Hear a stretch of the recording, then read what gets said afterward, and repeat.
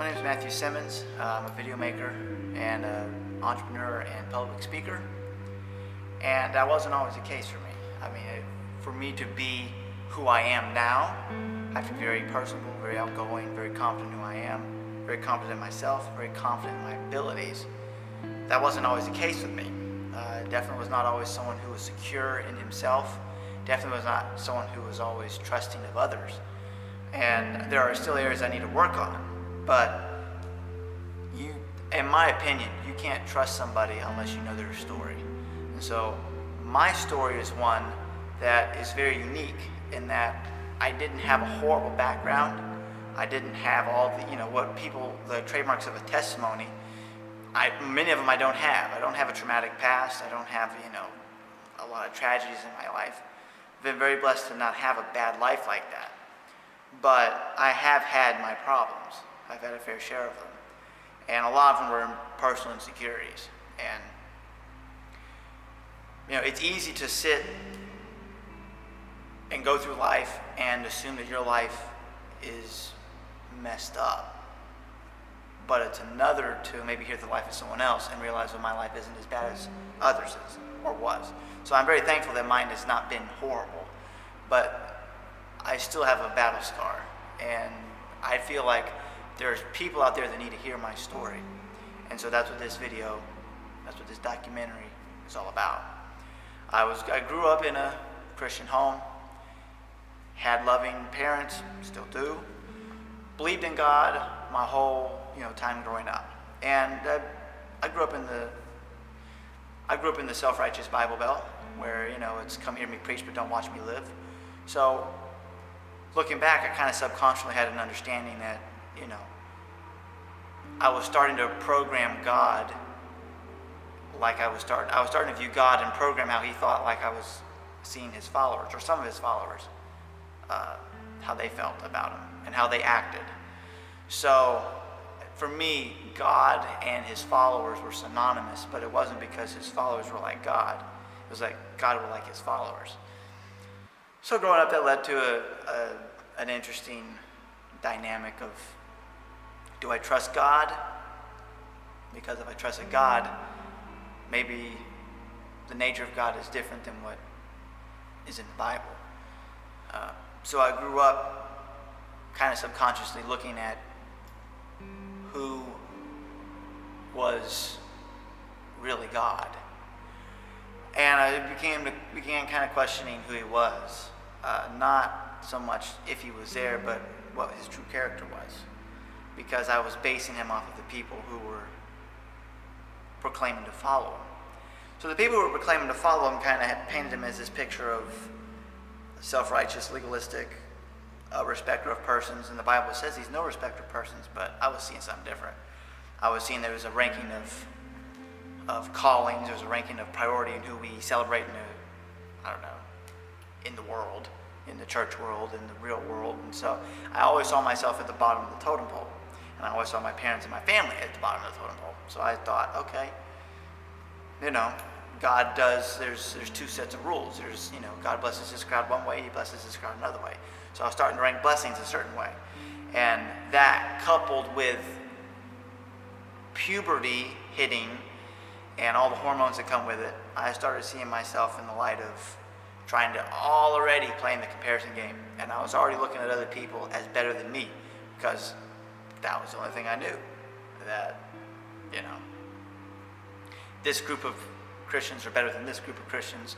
This people in this town are better than this group of people in town. And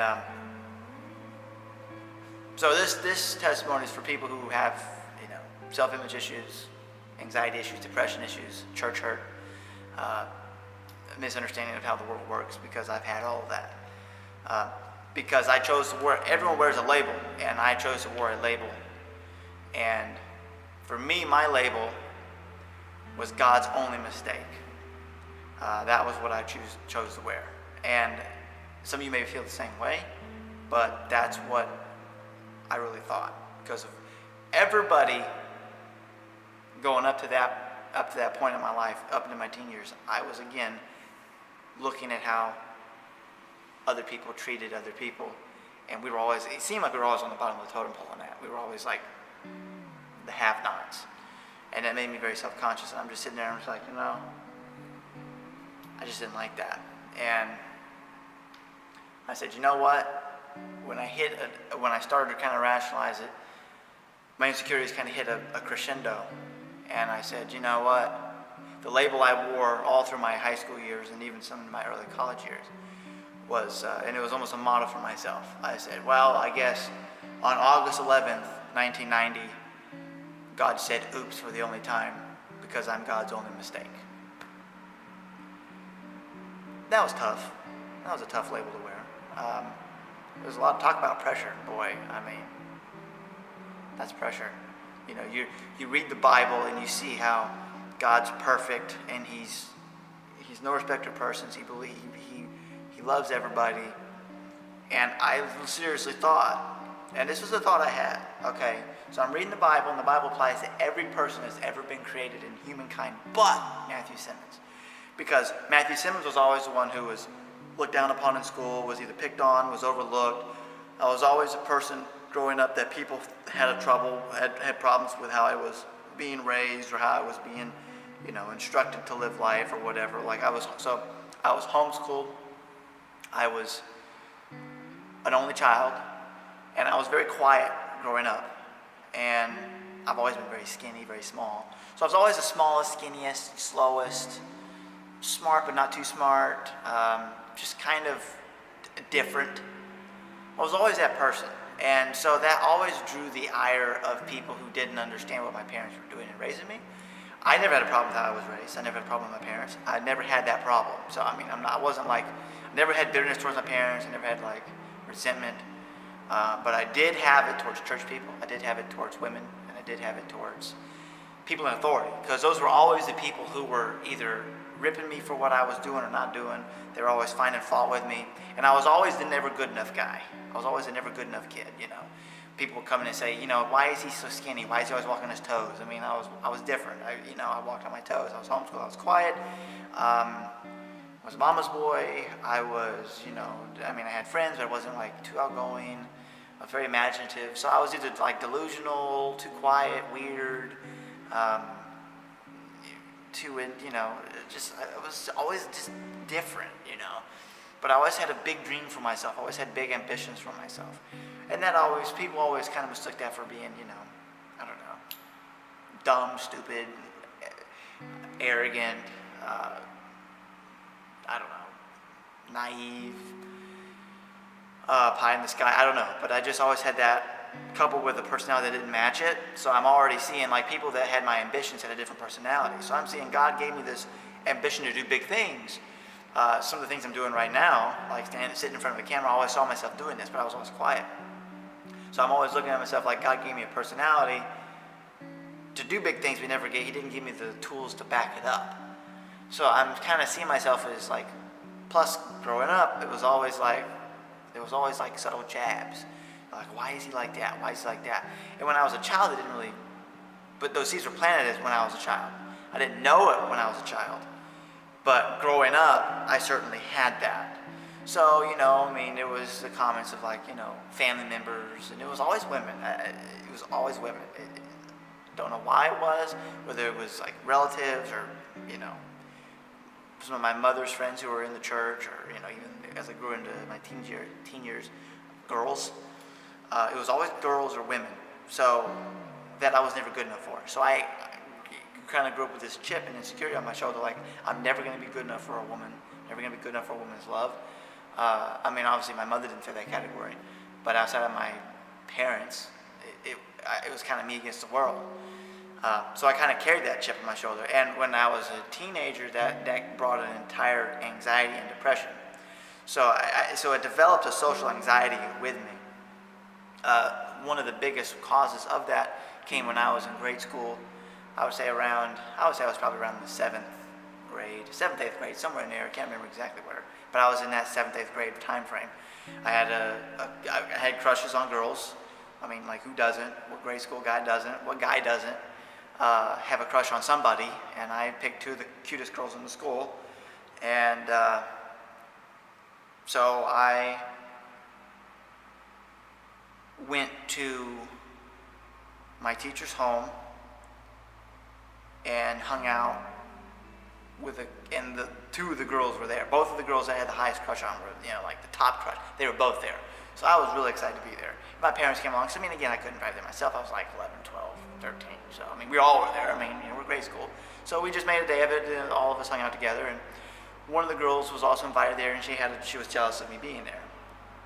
And I didn't realize this at the time, but she was jealous of me being there. We have lunch, and I didn't like the lunch. I was a picky eater, and I didn't like the lunch that was prepared. So I didn't really eat much. And plus, I was more interested in looking at the two girls at the table, so I didn't really eat. But one girl that I had a crush on told the other girl I had a crush on. Later I found this out, that she accused me of being anorexic. Number one, because I was skinny, but two, because I didn't eat. And what that did is it not only humiliated me, but it instilled in me, this is how girls that you find attractive view you. And so I'm just sitting there and I'm like, okay. So girls view me. I tried to laugh it off, but subconsciously it just took root. And that's kind of really where the social anxiety was birthed. And the social anxiety for me came in the form of panic attacks in public. The clinical term is agoraphobia, which is really the fear of public places, public spaces, or panic attacks. It's really the fear of either having a panic attack, having it in public, having that. So symptoms of that is you feel, it's called choking, where you feel like you're gagging, you feel like you're dry heaving, you have cold sweaty palms, the walls are caving in on you, loss of appetite, heart palpitations, you feel like you're having a stroke or heart attack, and you're constantly subconscious of what people think of you, and I felt like I would be rejected if I had it in public. So that all kind of stemmed out of that, because I felt her words were a label that I wore. I'm thinking, okay, now every girl I know feels this way about me. And that wasn't true, but that's what I thought. And so I'm like, okay, every girl thinks this way of me. So it made me very insecure of my body image. It made me very insecure of who I was.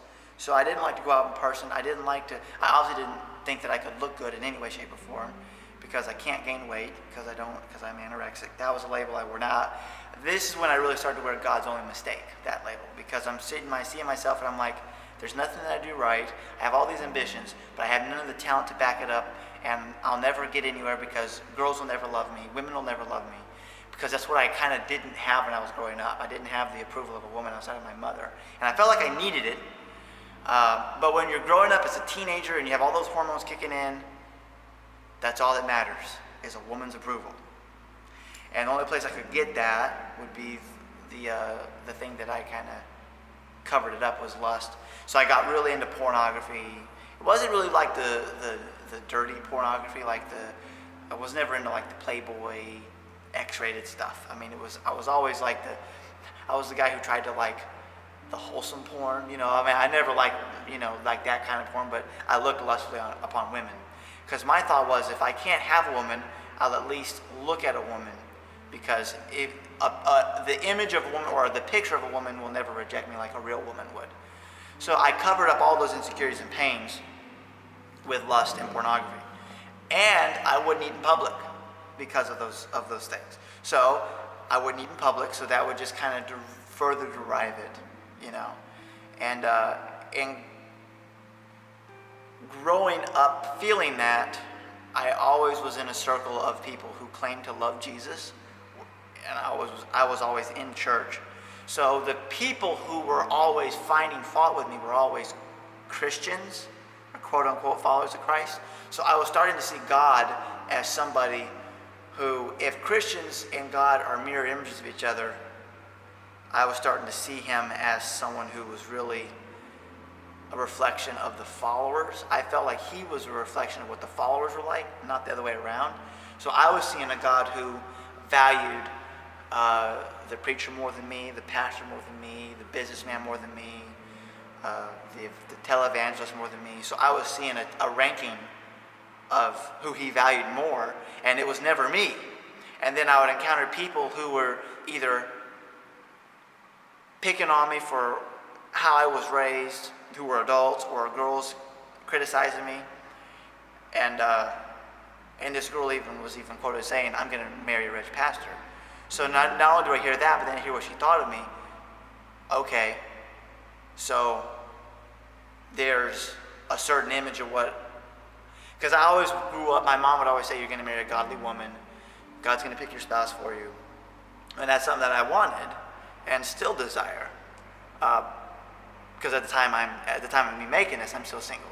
But at that time, as going through all of these scenarios, I'm seeing, okay, wait a minute. There's no difference between a godly girl and a church girl, so they're all like the same. So if that's what, because they all claim to be Christian, if that's what Christian girls are, then I'm doomed to never get one, because I guess apparently I'll never be what she wants, because she's already accused me of something and has already degraded my image and my esteem. And I grew up in the 90s, so I'm a millennial, so self-esteem was everything. Well, it wasn't. I never got the positive self-esteem message, because it was open season on me. So I'm like, okay, I guess it doesn't really matter. So I'm going through all these processes as a teenager with all these hormones flying around, and I'm very insecure in myself, and I'm very and it just kind of culminated in my high school years. And thank goodness I was homeschooled, because if I wasn't, I probably would have killed myself, because I was already suicidal. I wanted to kill myself. I wanted to die. Really. I didn't necessarily want to kill myself, but even though there was one moment when I was at home and I really wasn't doing it, but I was more doing it to get God's attention, which I did accomplish. I got his attention. I went up with the thought of, I'm going to go to the kitchen and drive a steak knife in my heart. Now, I didn't really want to do it because I hated pain, which is a good thing because it saved my life, but I wanted to die. And God said, you don't want to do this. He stopped me about halfway to the kitchen. He said, you don't want to do this. And then at that time, I was like 17. And so he showed me graduating high school, college, a career, my life in the future. He showed me how it would affect my parents and my dog and my church family, and how you would miss all of the, you love your dog, you love your parents, you love your church, you love the future. This is what he was reminding me of, and this was all true at the time. It might sound corny, but it was true. And it worked for me. You don't want to throw that away. And it was really the start, the beginning of, because I gave my life to the Lord at an early age, but I never really, but I grew up in church, but God became the God of my parents, and he also became the God of the TV preacher, the pastor, the evangelist, the people in the church. And that was starting to become this diluted, they're in it for my money, they want me to give to their ministry, they want me to be like them. They want me to drive a nice car like them, and if we don't, which we didn't, then we weren't good enough to be talked to on a Sunday morning because we were the Simmons family. So I was starting to see how we were being rejected in all the places that someone who professes Christ shouldn't be rejected. That's why I call it the self-righteous Bible Belt, because, watch me preach to you, but don't watch me live it out. And I was seeing a double standard anyway, so I'm just thinking, I was starting to give up on God. I was certainly giving up on his followers. But I was not dumb enough to give up on the belief in God, because I believed in heaven and hell. So I at least wanted to go to heaven. But I didn't believe God was in it for me. I didn't believe God wanted me to succeed. I believed he was for everybody else, but not me. And that was because of how I saw his followers treat me and my parents, and I saw his approach as the same towards me. It wasn't the same for everybody else, but I just had this inferiority complex. And that added to social anxiety, where I felt like everybody around me had a very negative view of me. Now, in reality, they weren't thinking about me, but I felt that they were. So that added to that increased panic attacks, that increased that fear, and then that induced the feeling of all that brought. And every once in a while it would be so bad where I hid it very well, but there would be moments where I didn't, and it brought kind of perceived rejection. They didn't know what to handle, they didn't know how to handle it. They're just like, oh my God, what's going on? And so that kind of made me feel even more insecure. And it just was just a cacophony of suck, just one sucky situation after another, just this situation sucked, and this situation sucked, and this situation sucked. And just all just, formed this dog pile of just crazy filth. That was my life. I covered it up with lust, and I covered it up with fantasizing about dying. My two biggest fantasies was death. Me just being like my pastor coming in and just saying, you have stage 4 cancer. We can pray for a miracle. We could just pull the plug, and I fantasized about pulling the plug because I didn't want to kill myself because I didn't want to risk going to hell, but I also didn't think that God would even want me in heaven anyway. So I was just like, I just want to die because I wanted the pain to end. And so that's what happened. So I was in that thought process constantly. And I remember we took a family vacation in 2007, which was the worst year of my life. It was absolutely the worst year of my life. And we went to Branson, Missouri. And so I was so bad that we had a book on like natural remedies for like cures to diseases and all that. We had a book on it was like for homeopathic reasons. It was in the house, and there was a little paragraph on social anxiety disorder. And I was so bad that I took that book with us on vacation and read that paragraph over and over again because it brought comfort for me. Does that sound stupid? Yeah. Was it stupid? Yeah. Was that where I was? Yeah. So all the time, we were in Branson, Missouri. It was the worst vacation ever. I had a horrible time. And I just read that paragraph constantly. And I remember it culminated because, again, I was afraid of girls rejecting me. So it culminated where I came to a point where I was fulfilling my own prophecy.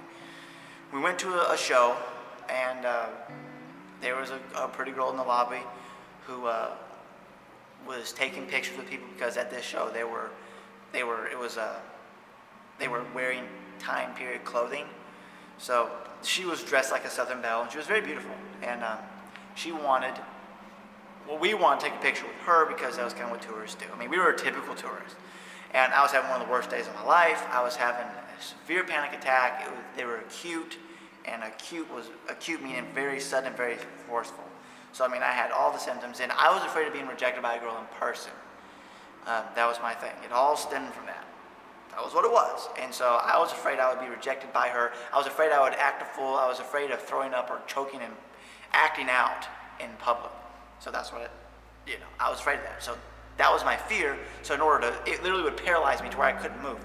So we were standing, we were arranged, and it was I was on one side, my parents were in the middle, and she was on the other side. So we were opposite of each other. And she was like, "Don't you want to come stand next to me?" This has never happened to me before or since. But it was like, "I want you to stand next to me." And I was so afraid of acting a fool in front of her, just throwing up. And that was my fear, throwing up. I know it sounds weird, but that was my fear. That's my battle scar. I was afraid of her rejecting me, and I was so afraid I was literally like a statue. And I said, "No, just take a picture." I was so afraid I didn't want to be near her. Here was a girl trying to accept me, and I couldn't even recognize her. And it was a perfect stranger, but it was the principle of it. And I'll never forget her look on her face and the look on my parents' face was, I can't even explain it, but it was like they were in disbelief, but it wasn't rejection. It was, we can't believe, because I think they saw what was on my face. If you see pictures of me from back then and you see me now, I think you can see it very clearly. It was just like this oppression that was over me. And so that was the rock bottom. So I went in and I said, "You know what?" I went in to the seating or to the arena, and I sat in my seat and I said, "You know what, God, if you deliver me from this, I'm going to give you the glory for it." And when I did that, there was a kid sitting next to me, and so he witnessed it. I don't know who he was. He probably forgot about it, but I cried out to God. And that was in August 2007. So we go through, nothing happens. December of that year, Christmas that year, worst Christmas ever. I just had this chronic panic attack the whole day. The whole day. Why it was Christmas, I don't know. But it was just a whole day. I was at home in my room all day, and it was bad. It was just bad. Nothing caused it. It was just this horrible chronic, all day of this lull of it. It was just a whole day was anxiety. Don't know what caused it, but usually my panic attacks were like, sometimes I would make myself have a panic attack, like think a thought that would make me anxious so I could get it out of the way, because then I would be fine. Usually I would have it in the car ride to somewhere. I dare not learn how to drive because it was like, you just can't. So I have that, and then I go, and the next day was December 26, 2007. So we go to church that night. Usually I went to youth group, but that youth group day we didn't have youth group. So I went to the main sanctuary, and I have a panic attack as usual. I always have one going to church. I always have one going really anywhere. But I had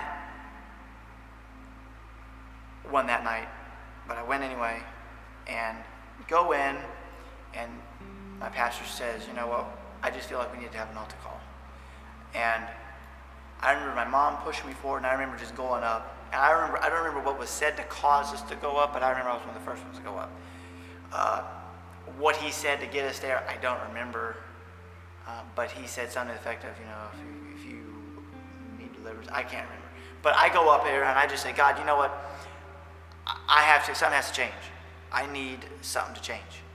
I need you to deliver me from this, because if you don't deliver me from this, I'm never going to have a life. And that's true.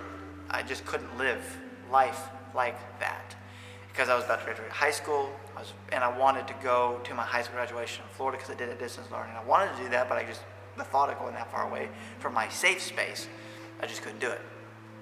So I just asked God, can you deliver me? And I rededicate my life to you.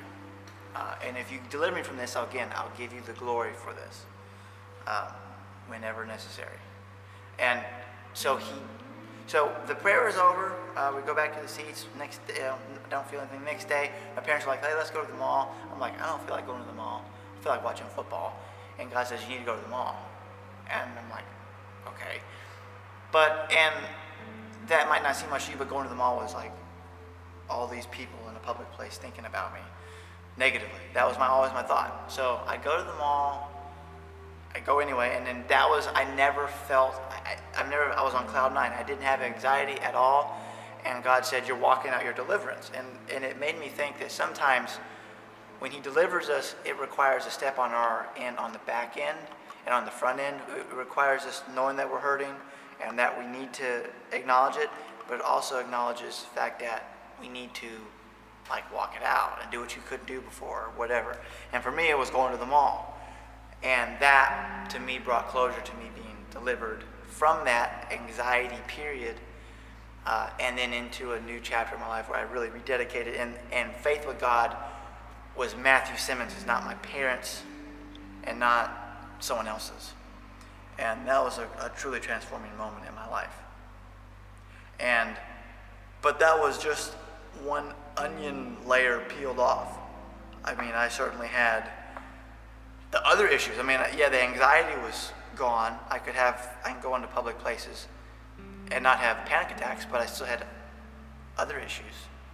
I still had the lust. I still had the depression, because I still felt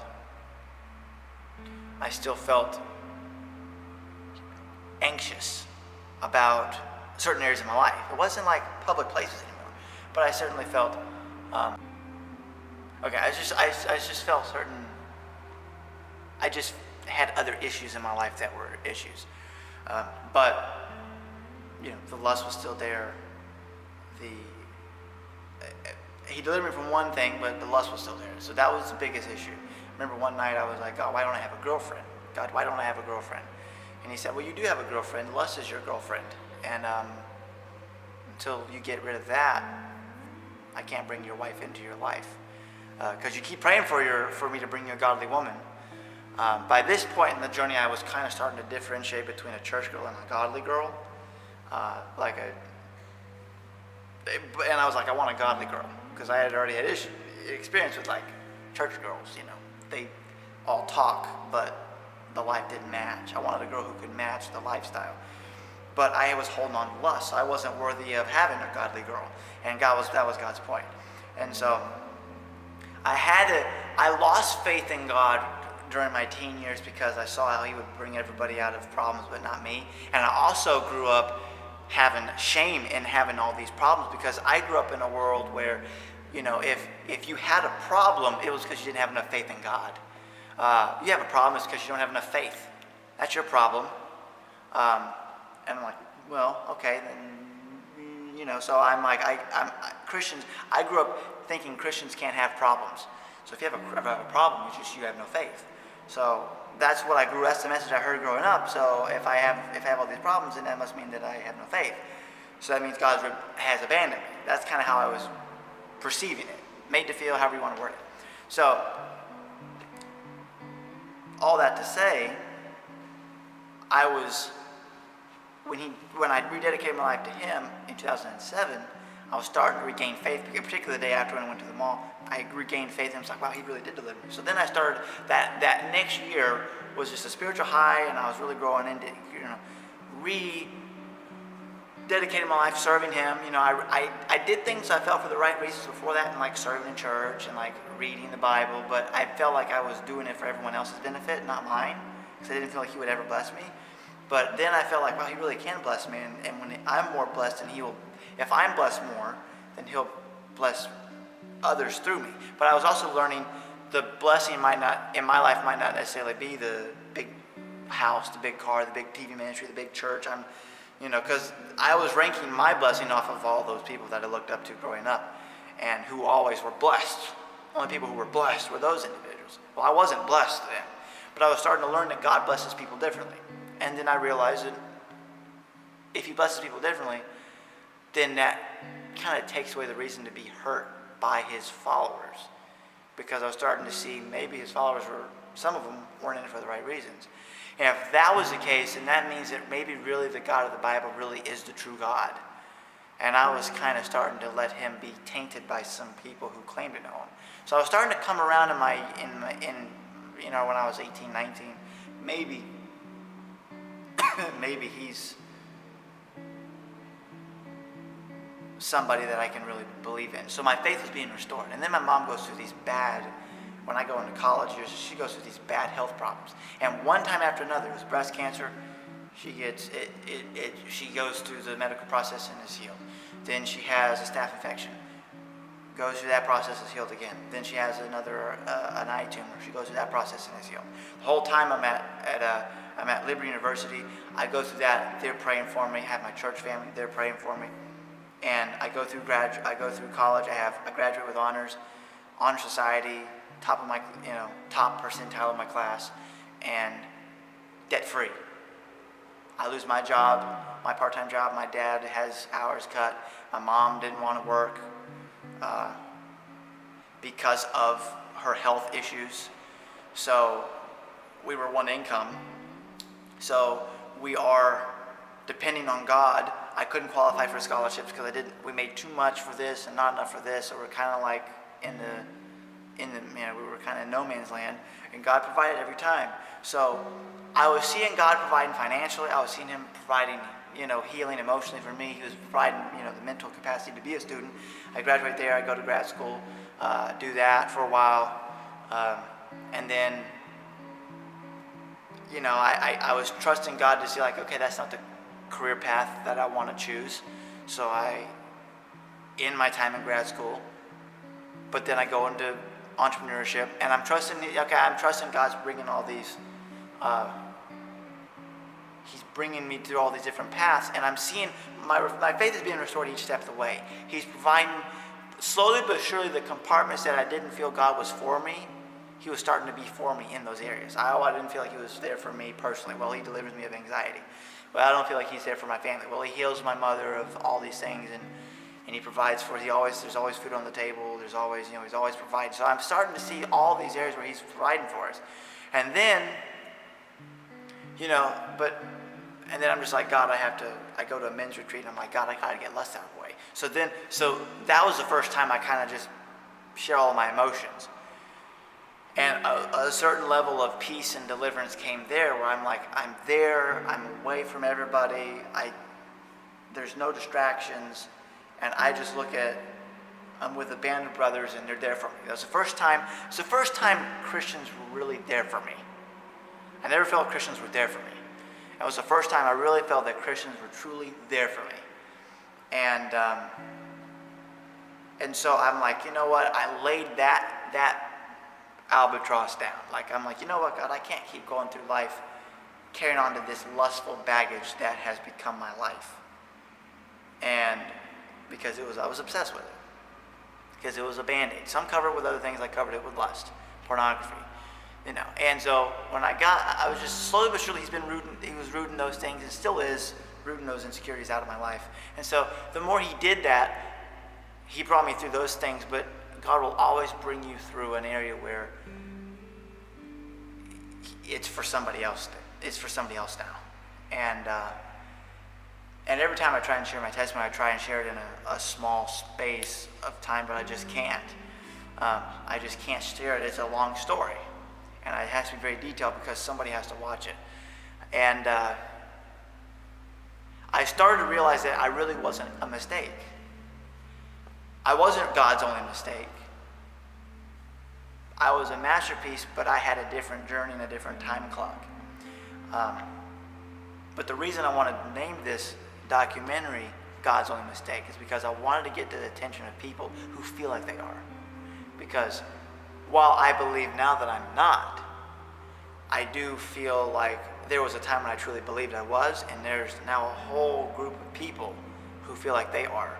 And so now I want to be a voice for people who I want them to understand that they can have a restored faith in God. And because as a millennial, I look at my generation, and the second leading cause for death for millennials on college campuses is suicide. And suicide is a very high problem. It's a very high cause. It's a high cause of death for millennials. And it's not just because, maybe they play sports and they have concussions, or maybe it's because they've come from the wrong part of town, or it's because they, I hear all the problems with millennials, and some of them are warranted, some of them aren't, whatever, but I see a generation who's hurting, and my problem started to be with the depression, and this even has come here recently. Oh, well, everyone's living their life, but not me. Everyone is ahead of the game, but not me. Everyone's married, but not me. And I just, I'm a guy where if I don't feel a peace about it, I just don't pursue it. So I just haven't really felt like this is the path I should take. But everyone else is having the release to take, God's allowing everyone else to go on that journey and not me. So here come all the insecurities again. So I just feel like now my purpose in life is to train and equip others to be a leader. My passion is leadership, but I also want to equip a generation as a mentor for Generation Z and as a mentor for millennials, because I work with millennials and the teenagers coming up through church ministry, through nonprofit ministry, and also want to work with them in business and give them a shot in the professional, corporate, entrepreneurial world, whatever you want to call that. I want to give them a shot there, and I want this video to reach people who were in the boat I was in maybe a decade or so ago. Because right now I work for Forbes Top 50 company, I work for a nonprofit, I'm an influential leader in my church with the young adults, I'm a very influential leader in our community. I'm looking at myself, 10 years ago I would have never thought I was in this position. 12 years ago I never would have thought I was in this position. Now, I can only imagine where I'm going to be 12 years from now. But I know now I can be a voice for a generation. So I want this to go out to not just millennials, but because this is for anyone who deals with anxiety, depression, suicidal thoughts, suicidal tendencies, lust addiction, porn addiction, men or women, because I know women can have it too. And this can lead to kind of an eating disorder, because I never was anorexic or bulimic, but I kind of was situationally anorexic. Like I wouldn't eat in public, but I would eat at home. So I wasn't anorexic, but I didn't eat in public. So I was anorexic in public, kind of thing, even though I just didn't eat in front of people. So I was kind of situationally there. So I look at it like, hey, I can relate. Always had self-image issues, but now I want to relate to those people. I'm here for you. I know your pain, but more importantly, God does, and He has a plan for you. So what I want to do is I just want to let this be a tool for you to know you're not a mistake. God doesn't make mistakes. You're fearfully and wonderfully made. It says it in Psalms. The author in Psalm says, you knit me together in your mother's womb. And I always thought that was just church talk or Bible talk, but I realized, wow, he knew Matthew Jacob Simmons on August 11th, 1990 in Gainesville, Florida, would be born. And that wasn't a mistake. I'm unique, I'm fearfully wonderfully made, and I feel like he uses me to confound the wise because I do things unconventionally. And I feel like many people in the millennial Generation Z, Generation Y, generation do things unconventionally, but you could be watching this and say, I'm not in those generations and I do things unconventionally. Just know that God has a purpose for you. You're not a mistake. And the reason you feel like you're a mistake is because you're comparing yourself to the lives of other people. Don't compare yourself to the lives of other people. See, now I have an amazing community of people around me that are there for me, that support me. I have loving parents. I have a loving environment that I'm around. And I choose to see myself differently than I did when I was a teenager. I walk myself into confidence. I walk with confidence. And I say walk myself. I have confidence. I have poise. I carry myself with integrity, with dignity. I dress well. And I'm confident in who I am. And that took time to get there. But I want my generation to be confident in who they are, but I want them to have character. It's one thing to have character and look good, and it's another to look good and have no character. I'm dedicated to pouring everything I've had, good, bad, and indifferent or ugly, and I want that to be a model for people to say, you know what, I can do it because Matthew did it. Matthew Simmons did it. This is my battle story. This is my testimony. And for me, I'm holding up my end of the deal. I said, God, if you deliver me, I'll give you the glory for it. Give me a microphone, I'll give you glory for it. And for me, if you have a testimony and you've been delivered from something and you don't share it, you're pretty much telling God it was a waste of time to deliver me. So I'm not going to ever say that. Like, God, you delivered me for a reason, and I'm going to forgive those in my past who have hurt me, whether they knew it or not. I'm going to forgive myself, and I'm going to move forward in life with a peace, with a healed heart of every hurt in the past, whether it be an emotional wound, the lies that I believed in my head, the labels that I gave myself, the church hurts, the rejection of people in authority over me, women, girls I thought were cute, anything that hurt me in the past. I'm going to choose to let that go, and I'm going to let that be a log on the fire to motivate me to pour into a generation that's feeling the same way but has no one in their corner. I want to be the person in the corner, and no one respects them, no one treats them with respect or integrity. Everyone's giving up on them. Or it's another group that they have everything together, but they're unhappy because they have all these anxieties or whatever. So that's why I made this video for you. So share this with anyone and everyone, because this is going to be the story that will change billions of people on the earth. This is Matthew Simmons. Thank you for watching. I'm not God's only mistake. I'm a masterpiece.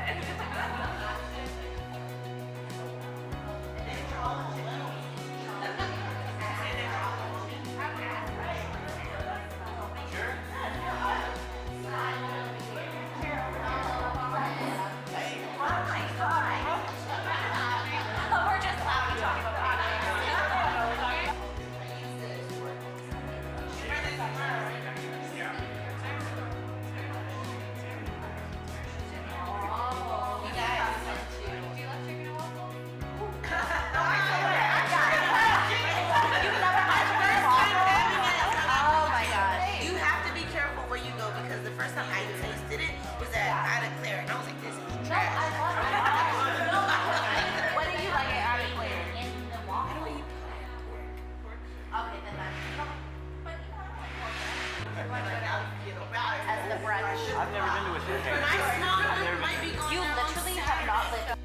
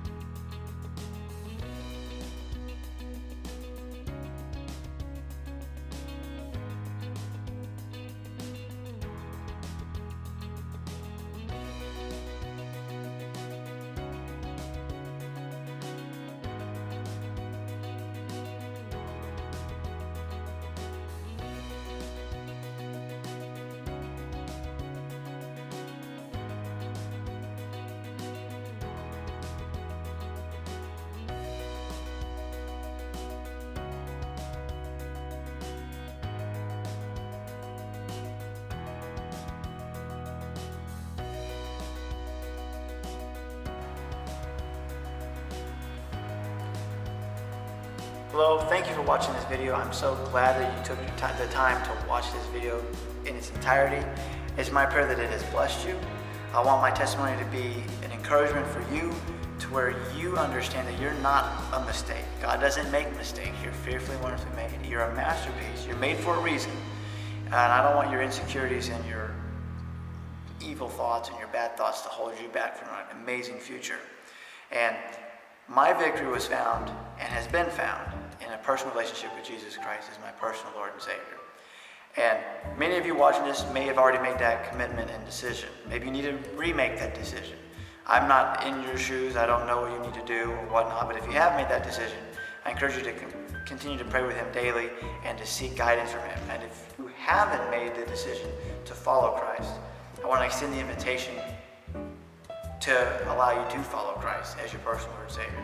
John 3:16 says, "For God so loved the world that He gave His only begotten Son, that whosoever believeth in Him shall not perish, but have eternal life." Being a Christian doesn't mean you're going to have an easy life, but it will mean you'll have a victorious life and an eternal life with God in heaven for eternity. So, for those of you who are watching this and say, I want to find peace that I haven't felt before, and I want to go from thinking that I'm a mistake by God or by my parents or by somebody or I'm this, that, or the other, and I want to have a positive label that says I'm God's masterpiece, I'm fearfully, wonderfully made, I'm a champion of Christ, I'm Christ's son, I'm Christ's daughter, I'm a joint heir with Christ, whatever. If you want to have that, then I want you to repeat what I'm about to say, because this is, we call it the sinner's prayer, whatever it is. I want you to, you're crying out to God saying, God, I have problems in my life. I'm a sinner, I've made mistakes, I've had problems. I want a peace that passes all understanding. I want to live for you forever. I want a second chance.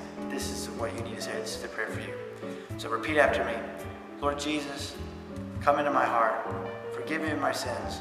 Wash me clean. And allow me to see myself as you see myself.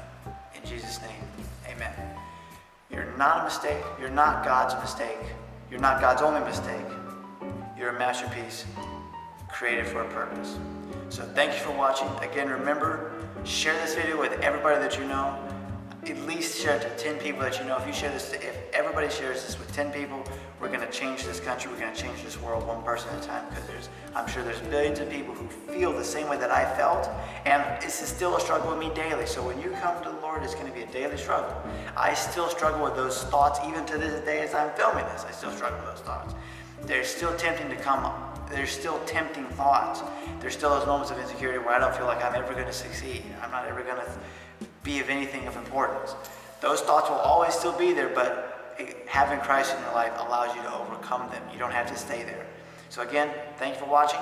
Like, subscribe, share this with everybody that you know, and we'll see you in the next video. Stay stylish, my friends. You're fearfully, wonderfully made. You're a masterpiece from God. God bless.